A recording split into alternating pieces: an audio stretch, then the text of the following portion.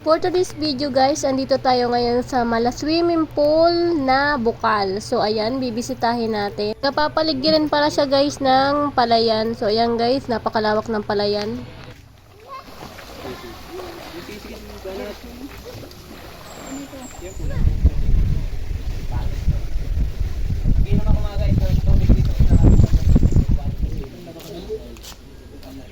So akyat tayo guys dito sa taas. So tingnan natin ang view ng bukal na ito.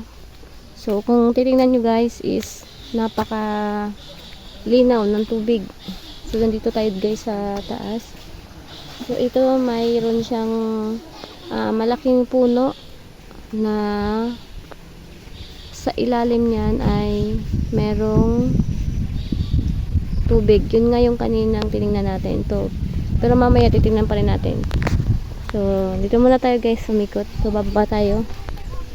So, ikutin muna natin itong bukal na to. So, kung makikita nyo guys, is napakalinaw at maraming naglalaba dito.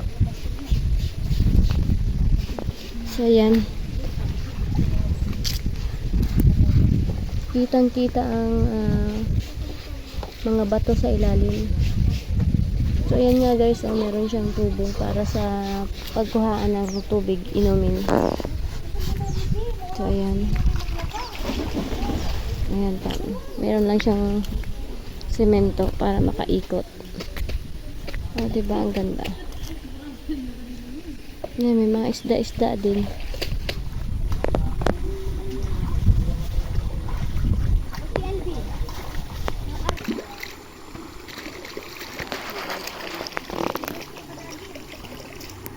So guys, napakalamig ng tubig. Napakalamig. Ang presko. So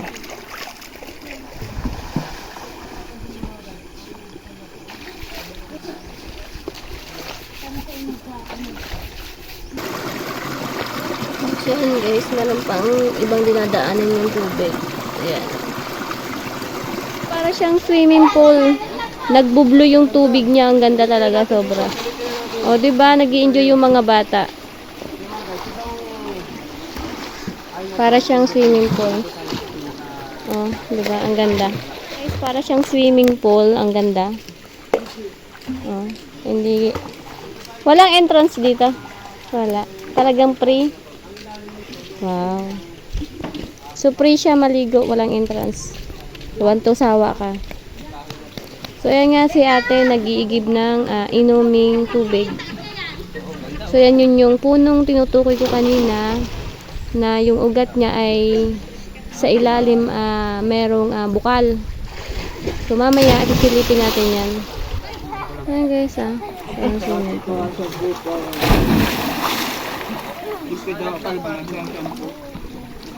So tingnan natin si ate nag-iigib ng tubig. Bisitahin natin. Bago lala magligo sa eskwelahan. Ayan si ate. Hi ate, nag-iigib ka ng tubig. So ayan ang ganda. Oh, diba? Ang ganda ng ilalim. Tingnan natin yung ilalim. So ayan guys, yung kinukuhaan ng tubig, kung titingnan nyo is napakalinaw talaga siya.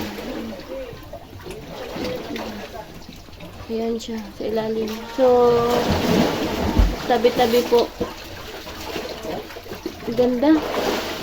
Meron pa siyang nakalagay na paalala sa lahat. Bawal po ang maglaba dito sa unahan at magkalat ng mga plastic. So dito guys, ang sinasabi nilang bawal magkalat sa maglaba dito sa pinakabukal kasi ito yung kinukuhaan ng tubig na inumin. So yun lamang guys. Thank you for watching. See you next video.